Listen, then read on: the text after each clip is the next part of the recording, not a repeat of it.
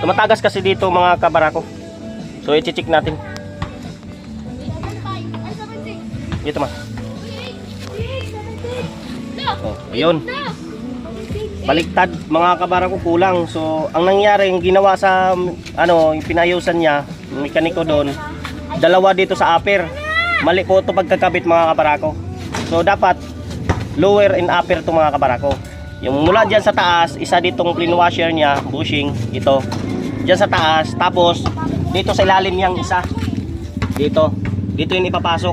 Ang nangyari kasi, dalawang clean washer yung nilagay niya dito. Kaya tagas talaga siya mga kabarako. Okay? So ganyan yan siya. Yan. Lower and upper yan mga kabarako. So yun. Nakita natin kaya pala nagtatagas mga kabarako. Maraming salamat. God bless.